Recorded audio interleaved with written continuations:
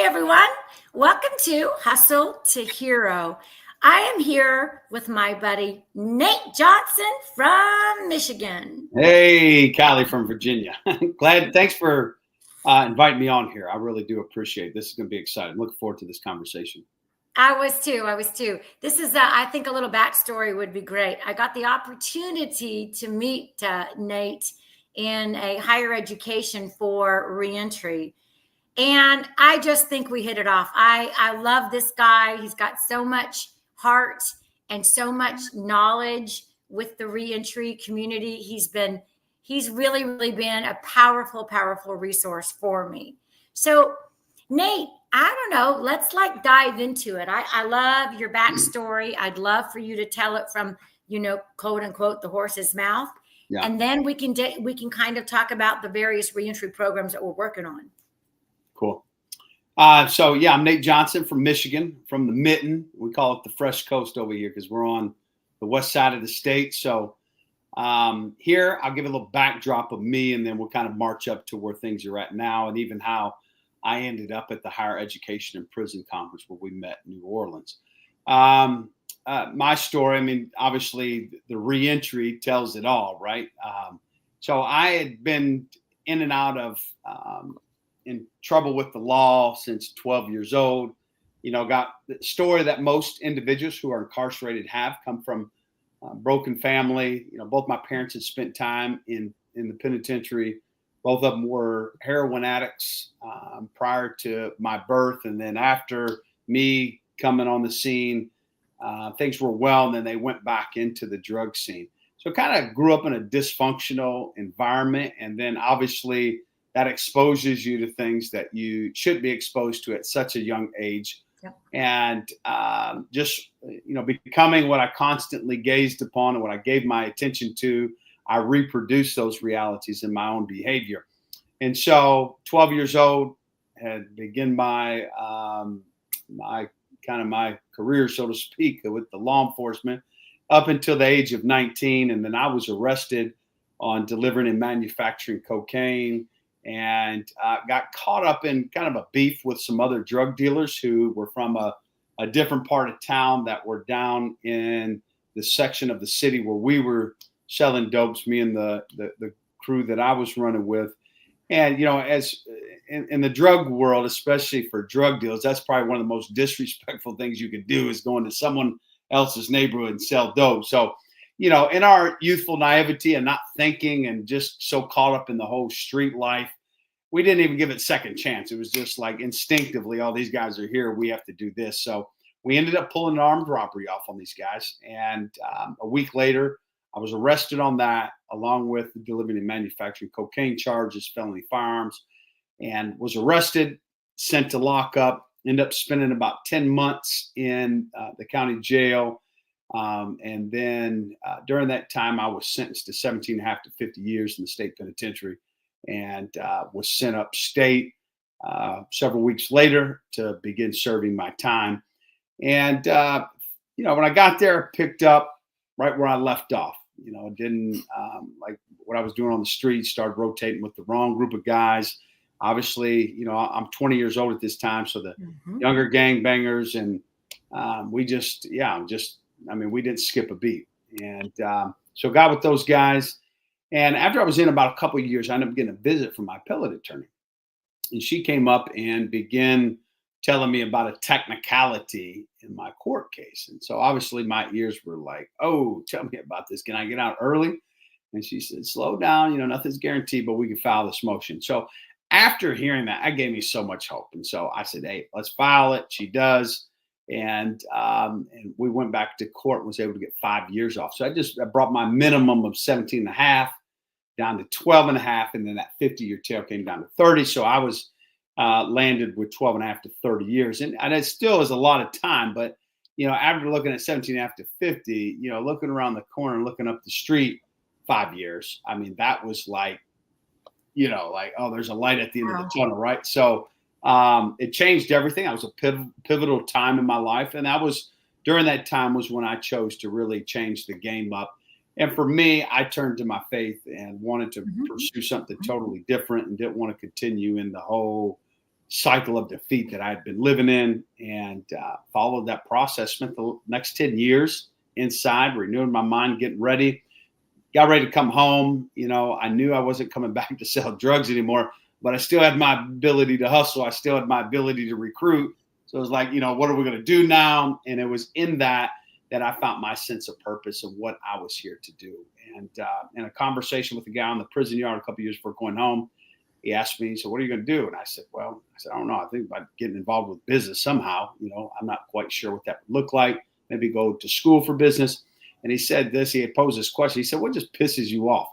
And I said, you see some of these guys on the yard, man, I see these guys been back 3 or 4 times. I haven't even gone home once. And then when they get here, they complain about how nasty the food is, how expensive the phone calls are, all that. And I'm just like, I said, it just irritates me. And he said, Nate, when you discover what drives you up the wall, you'll realize that that's what you were created to solve. So I knew in that moment that I was here to teach people how to win the war over staying out. And that was a changing, pivotal time in my life. Changed everything, came home, and then hit the ground running. And began to pursue after that, working with men and women who are coming home from prison, teaching them how to win the war over staying out. I'm gonna grab my charger. I'm listening. Go ahead. I want to pick that apart just a little bit. Yeah. Because I think it's important for people to know, like, you were 20-ish at that time. What, 22, 23, something like that? Yeah. And you now know that you got 5 years, right? So now you're really like, wow, you're thinking about some things. But it's still 5 years. Yeah. Yeah. So, Nate, how did you, at that time, with limited resources, okay, really honestly, because you did not have the resources in prison that we have now. There's more opportunities. Right. So as a young man, 22-ish, in prison, you're right, you got some buddies, but all right, you got maybe one guy, that you can talk to. Yeah. What did you think? How the heck did you get yourself prepared? And what were you thinking? Like, how did you get yourself prepared? This is what I'm going to do. And I'm not going to do that. I'm going to stay away from that. How did you just do it? Yeah, that's a good question. Well, I think, for me, I really believe, God played a huge role in that whole piece. And then, along with that, think about it, you get 17 and a half to 50 years, that you're not just stealing from a grocery store. So we're not talking, these were violent crimes, and with the street gang, which what the police would call it. I mean, we were just a neighborhood group of boys that grew up together, and we all had the dysfunctional family story, and fighting was just a way of life. Violence was the way that you dealt with things. So we didn't look at it as like, oh, these dangerous things. But I mean, we were, now looking back, now that I've come to my senses, it's like, man, we were involved with some really serious things. A number of guys from our neighborhood were murdered. Thankfully, I never was put in a predicament where I was involved in any of those particular crimes. But I mean, this was not like, a walk in a park. So, and I really believe, God really spared me and protected my life during that time. He must have. When I got to the penitentiary, it was like, it was clear, either you're going to pursue getting your life together, really invest into yourself and take a hard look at you, or you're going to, already know the result. You come back, you're doing 20 plus years, or you may go out there and get killed. So it was such a drastic difference. And it's like, I'm going to be 30 something years old when I come. I'm not doing that. I'm worth more than that. You know what I mean? Yeah. So that was the, thinking and processing through all of that stuff was like, I'm not going out like that. I can't. And just begin to really sit back and reflect. And at that time, from 2000 to 2001, I was on 24-hour lockdown. So think all the thinking I had to do during that time. Then I finally hit general population. And then I do from 2001 to 2004, I'm on 21-hour lockdown. Right. So I was in a predicament to really sit back and reflect. Like, is this what I want to do for the rest of my life? Because I'm not going out here doing these little minor crimes. That's my mind. Once you cross the line, you don't go backwards, right? Like, I understand. drug dealer don't go back to stealing. He picks up right where he left off. So it's like, Correct. if I did get back into that was, and weighing all that stuff, I'm like, nah, I'm not doing this, man. So I think it was, there's not a one pat answer, but I think it was a combination of a number of things. And ultimately, I believe the Lord played a huge role in the convicting piece. And it's just like, man, you're worth more than this. Don't, you already know what this has to offer. Here it is right here, right? Imagine yourself being in there for natural life. And I had buddies, who I grew up with. I mean, they're doing natural life and they're never coming home because of a decision that they made in a span of 20 seconds to do what they did. And now they're never coming home, and how easily that could have been me. And then vice versa, buddies that I know, they were on the opposite end that ended up getting killed. And now, we'll never see them again. So, when you think of going through all that, and a lot of those moments I experienced myself, I was there with some of those. So, you go, you're like, here's your one opportunity to get out. And I took advantage of it. So can we talk a little bit about the support that you had or did not have when you got out?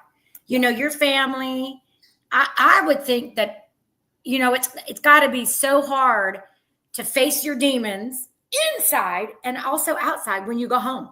Yeah. So do you mind talking a little bit about the support that you had or did not have at that time? Yeah, absolutely. Yeah. And when I was inside, I made it a real commitment to deal with my junk and my stuff, the way that I thought, the way that I was behaving. So I had 10 years of really renewing my mind to what reality was and kind of getting the junk out and dealing with issues, all the brokenness that you come from out of that. I mean, I'll be blunt, I was molested when I was younger, and that did a deal. I never talked about that till I got to the penitentiary. And a bunch of other things, like with my mother, some things that she had said that were very hurtful that I just, had me angry. And and here's the thing, up until that point, I didn't know why I was angry. It's just, angry for what? But as I began to work through and process through those things, I had a lot of junk I had to get out, a lot of things I needed to heal from. So I did the majority of the work I did while I was in prison. Then when I came home, my dad had got back into the whole drug scene and went to drug rehab again, came out. And so he was out now. He was like a subcontracting drywaller, and he had his own apartment. So he said, hey, you can come stay with me. My mother, we're originally from Louisville, Kentucky. So she went back to Louisville some years prior. And so I went and stayed with him. And the support I had was, hey, I'm here for you. And I got a room for you. But that was the extent, the clothes and stuff. I made a vow that I wasn't going back to selling drugs. So I went to a secondhand store. And thankfully, a guy that I had helped in prison came home a couple years before me. Okay. He felt like the Lord put it on his heart to buy me my clothes. So he bought me $800 worth of clothes and mailed them to me from Detroit. Another guy saw me speak shortly after I came home, and he came up and gave me a car. I mean, it was just a bunch. Wow, Nate. That's awesome. I mean, and these are people, some of these people I never met before a day in my life. Just so there was really taking, a lot of people invested into me because they saw potential there, and they took a risk and helped me out and did a lot of things that I would have never been able to do on my own. So the support was my dad, and and that was it. And then all the other people who came around me after that helped out, which was huge, right? I mean, it was huge during that time. So, yeah. Okay. So now here we are in what year? So this is 2013. Okay. Yeah. So now, did you know that, I know that I am meant to help the reentry community. I know that I am. Did you have this idea, poof, flashlight goes off, everything goes on. And then tell us a little bit about that. Tell us a little bit about your journey. How did you get everything together? So, inside, after that conversation with the guy, I said, this is, what drives you up the wall, you'll realize that that's what you were created to solve. So I knew I was here to teach people how to win the war over staying out. So, and then I began to dream and meditate and think on that. And what does this look like? What are we going to do? And I knew I had to get out first. I had to live my own solution first. Right? I had to get off parole first. And so came home. I knew one skill that I had. I knew how to network, right? So yes, you do. I just had to get in the right circles.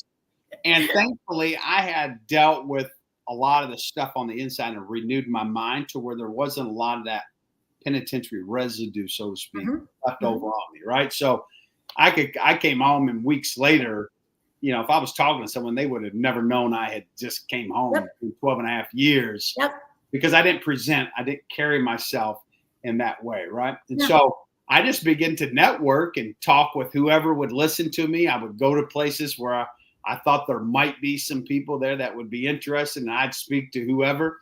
And it was just like anything. One thing led to another, to another, to another, to another, to another. And just in that, just staying committed, you know, power lies in consistency. I met different people, business folk, other entrepreneurs, people that were passionate about it. And in that, I'm graced to recruit. I mean, I can bring a crowd together, you know, especially within in my realm of influence. I'm referring to, I can bring 100 folks together, and you know, like that. So that part, I knew once I connected, I could bring the stuff together, and I could cast a compelling vision on how we could solve a problem here with the reentry community here in Michigan. And so I gathered the troops and spent about 2.5 years doing that, and just staying at it. And then finally it came after about 2 years, raised about $12,000 and used all that money to put on a fundraising banquet. And then all of the emails that I had connected or had gathered over that 2-year period, we sent an invite, you know, out to all those people. It's like, hey, come and see the exciting things that we're doing. And I thought, I'm like, man, like 50 people will show up. And 168 people showed up. That's awesome. And okay, now wait, Nate, was that the basketball thing, right? No. This was a fundraising banquet. Yeah. Okay, got it. Okay. Because I want you to tell everybody a little bit about the basketball thing, because I think that's kind of cool. Right. So we raised the money. So that night we were able to raise like 6 months worth of capital. It was like $90,000. Yeah. 12 converted into 90. And so we launched January 1, 2016. We launched it. We got the horse out of the stable. Right. Awesome. So we were going. So I knew I had to. For me, it was like this was going to fall on my shoulders to pick up traction. So I just started. You know, one of my mentors told me it's creativity over capital. He said you have to be creative, right? So I was like, you know what if we did a basketball game where we bring law enforcement, police officers play against formerly incarcerated guys who were on parole. People would pay to come and see that. People go, like, let's just go see this. Too cool. Too cool. So we were able to put together. We got a couple other guys. We ended up putting on a basketball camp for the youth. One of the guys was connected to Dale Osborne, who was a coach for the Portland Trail Blazers. Cliff Livingston, who played with Mike Jordan and the Chicago Bulls back in the 80s, who's retired, but they came in and did this 2-day basketball camp. And reached out to other cities who had like these 5-on-5 all-star leagues. And so we asked if the winner from their 5-on-5 league would come out and play against the winners of other cities. So we got like 4 different cities, Kalamazoo, Holland, Grand Rapids, Muskegon come out. And then we put law enforcement, formerly incarcerated folks together. They played. We contacted the news stations came out, pulled out the cameras, and everyone thought it was just the coolest thing. So it just took off on social media. People were liking it. People started getting on our website. And then I invited them to come out. We have a group that would meet every week called Clear Group. And this is where law enforcement, formerly incarcerated people meet every Thursday, have a 2-hour mentoring session. Then we have lunch together. And so the news wanted to come out and see that. It was like, how did you do this? And again, you know, the officer who helped me start this, you know, he was the undercover narcotics unit officer back in the day. Now we're friends now. So I'm like, hey, I said, dude, let's go out here and do this. He was like, come on, let's do it, man. So I love it. that's how we got started. News would come out, and then they wanted to come out and they did a short like documentary on me. It was like an 8-9 minute, and it was showed at the 6 o'clock news prime time. Right. That picked up a lot of traction. And so I was just doing a number of different creative things. MTV came out. We were on MTV on a particular case that I was on there. We're talking about reentry and Fresh Coast. So I was on a number of different platforms. Yeah. And then, one thing led to another where we were able to attract enough momentum. Donors came. And then, it just took on a life of its own. We went from just doing mentoring and employment in groups to we had a housing program, then an opportunity to purchase a counseling practice came up. So we did that. And we just kept just moving forward and scaling. And, but having a number of large donors put us in a predicament to scale forward fairly significantly, fairly quickly, and really create something that had never been created for. But that initial momentum with getting on the news and networking was really the key that drew enough attention and drew the right attention to really get us to a place to where this thing could take on a life of its own. And it did. After 2 years, by the time we got to January 1 of 2018, it had somewhat, we went from 2 staff members to close to 25 people on staff. That's awesome. 2 years, right? That's awesome. And sometimes growth that quick is not healthy. And I think in some respects, it poses some problems. Right. It wasn't healthy for us. Like in me, I never heard of a 501c3 or a nonprofit till I came home from the penitentiary. Sure. You were still. Learning, I know you were learning. Because the thing is, I just want to pause for a moment because, one of the things that I love about entrepreneurship is, if you just had, you have the passion, you have the drive, you have the creativity. Now, none of that changes. Your personality. Yeah. That's what drew us together, man. Yeah. Just like we just hit it off. Right. But wouldn't it have been nice? Just the thing of how can we channel that slightly different in our young people? Because Nate, you were always a superstar. Yeah. You were always one. Yeah. Just a little misguided at that time. Right. And now look at you. I think it's just amazing. Just absolutely amazing.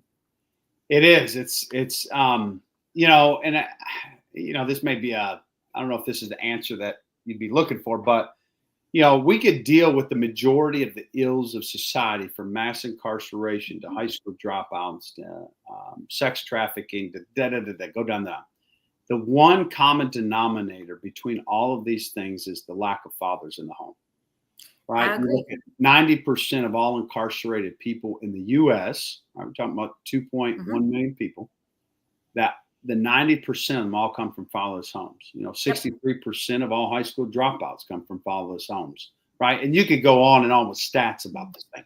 100%. And when there's not people that can help the younger generation, help navigate, the throes of all the challenges that they're facing, and in their journey of discovering themselves, and you come up in a negative environment, you don't realize your value and what you have, right? Yep. You have that entrepreneurial spirit, but the only thing you constantly see, like for me, I just saw a guy selling crack. Right. We go up to the basketball court and I see some of the older guys. Everyone would hang out. Some of the drug dealers would hang out because it was a fenced-in basketball court. Yeah. And you'd see them, pulling out wads of money. They always had, the new shoes. The girls always came up there and wanted to talk with them. They the cool jacked up cars. Oh yeah. So someone you're going home to really nothing, and you see that, it's like, man, that's what I want. And then I had no one speaking into my life to say, son, that is not what you want. Correct. That it looks appealing, but here's the long-term consequences. So by the time I was 13, 14 years old, I had gone too far. I was in too deep. Sure. And there really wasn't any turning back at that point. Yeah. No. You go back to the beginning, to the drawing board. If there was that stable figure in my life, I'm not saying nothing's ever 100% when you talk. No, I got you. I know. But hey, statistics. there would have been a greater chance that Yeah. that would not have happened. You know what I I mean? agree. I agree. So now tell us a little bit about what you're doing and what your vision is of where your plan is. How do you want to be able to help the reentry community? Tell us about your fabulous plans, because I love what you're doing. Yeah. So started first with Fresh Coast, built out that, scaled it.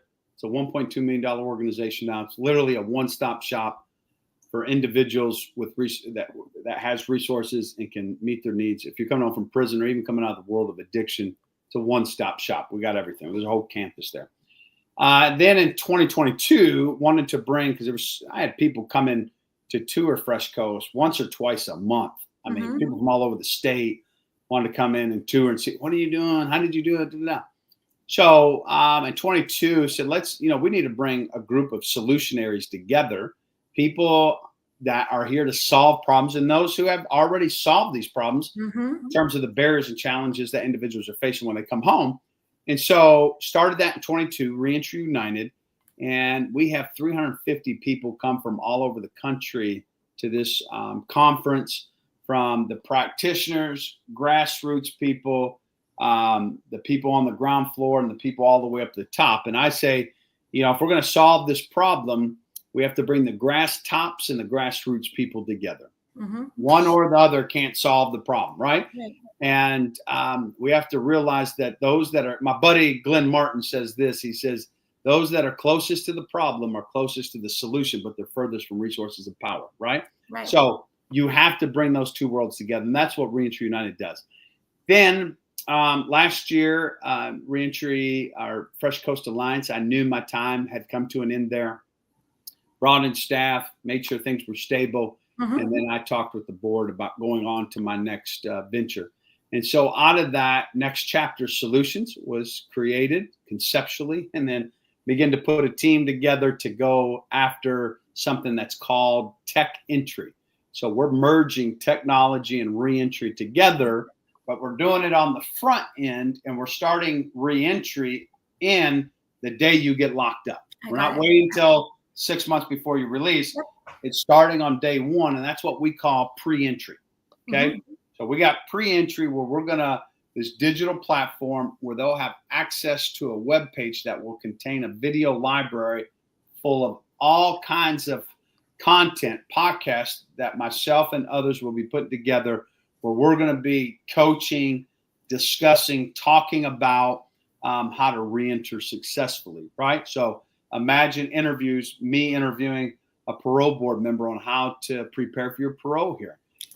Imagine interviewing formerly incarcerated people all across the country on how they reentered successfully, how to navigate relationships, what are the first things first when you first come home, how to enjoy where you're at on the way to where you're going, interviewing people like you. How do you start a business? What's entrepreneurial 101? Bringing in people who have had community impact, formerly incarcerated folks, entrepreneurial successes, employment victories, family reunification, which is a tough thing for individuals to navigate who have no frame of reference on what healthy parenting, healthy relationships look like. So, so imagine stories on resilience, everything, digital platforms on how to create a email, how to do, all those different things. So it's going to be a one-stop shop video library full of content that will be accessible to all the men and women in prison in Michigan.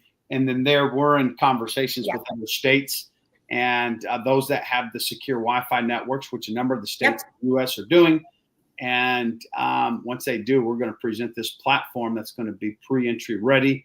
And we're going to be able to accomplish so much just off of a digital platform, which would be impossible to do in person. So I love it. So now let's talk a little bit about where we met, which is the higher education. And I just want to say, I was floored. There were Nate, 900 people or so at this event, at this conference. And I can't remember, but it was like maybe 10th or 12th year. It was, they've done it a long time. 14. Yeah. This was 14, the 14th. Thank you. But here we are, and I was floored, like 900 people. And I would say 80% were formerly incarcerated people at various different levels. Yeah. And the other part, just as much, I don't know, 70% higher education, inside of the colleges, really passionate about teaching people how to go forward. Yeah. So we met, and I just want to say you were there helping a company, and just tell us a little bit about that. Yeah, so I'm a part of a group out of Baltimore called Prison Cell to PhD, from Prison to Professionals. Mm-hmm. And I'm on the board there. My buddy Stan Andrees, after he had come home from prison, he did 10 years in Missouri, came home, and he ended up going back to college. He ended up getting his MBA and his PhD simultaneously, and now he's an endocrinologist at Johns Hopkins University, and then he's an assistant science and medicines professor at Howard University. So him and I'm on his board and help with some of the development stuff there, particularly with housing right now. And so we brought in 25 folks of our team, individuals that either had their PhDs, master's degree, or were in the process of getting their degrees. And it's just almost like out in Baltimore, there's almost like an incubator where individuals that want to pursue higher education can do that in this environment, and they can go after that. And there's platforms that they take the things that they've learned, and they help educate other formerly incarcerated people when they come home, and even some of them even go back into the college or back into the universities and the prisons to help provide their platform, which is an educational platform digitally, back in the prison systems all across the country here. So wow. They are doing some phenomenal work. Yeah. I mean, I just get to participate in it. It's fun. I get to help coach and do things like that and help out in whatever ways that I can. But I mean, they're doing it. And then I've never been in a room with that many formerly incarcerated people that had master's degrees and PhDs. I know. I was shocked. Right. Yeah. I've been around a few, but not, I mean, that was a large room. I mean, that was a lot. Big room. That was like, it felt like 2,000 people, but probably more than 1,000, but yeah. So much to give back. Yeah. So much to provide. Yeah. So Nate, all right, before we wrap it up, what do you got going on, and how can, I'm going to make sure that everybody has got your website. So we'll, in the show notes, they'll have your website, things that are going on. Nate's got a conference coming up. We're going to be doing some speaking together, some workshops together. Tell us about the conference that you've got coming up. Yeah. So August 15th, put it on your calendars. August 15th, Reentry United right here in Grand Rapids, Michigan. Will be at the Grand Valley State University Eberhard Center, right in downtown Grand Rapids. It's close to the airport, hotels around me. And as soon as you get off, you'll be right there. And we'll have 350 people gather for this from all over. And it's just solutionaries that come to it, right? We don't, complaining about the problem is irrelevant. Let's identify it, and then let's discuss the solutions to this thing. So we will be having people from, there'll be legislators there, people from MDOC, formerly incarcerated folks. We have presenters, breakouts, main session speakers, and we've never had one negative word about it. I mean, we have a DJ there during the time. So yeah, because we want it to be celebratory. We want to celebrate. Absolutely. High energy. Yeah, there's a DJ there, the photo booths. I mean, we're going through this, and we really, Reentry United means we want to bring MDOC, formerly incarcerated people together. We want to get away from the us against them. Yeah. It's we, because all formerly incarcerated people will not be able to get the job done. All the professionals will not be able to get the job done. We have to come together, right? And I just told the team here last week, I said, each of us are like a snowflake. We can't do much, but if we all come together, we can stop traffic. And so we all have to work together, come together, so that we can stop the momentum of what's been going on, and we can reconcile and bring together a real unity that's strong, and we can destroy all of the challenges and issues that individuals are facing, so that when you come home, the goal of this is to destroy all of those barriers, right? So if you Yep. come home and go back, it's not going to be because you did not have access to resources. You got It's it. because you did not want it bad enough. And I tell That's right. our team two things all the time when I'm speaking at the prisons. I'll be at one tomorrow in Saginaw, Michigan, talking with the security threat group up there because the guys are acting up. Some of the gang leaders, there's a group that's going in.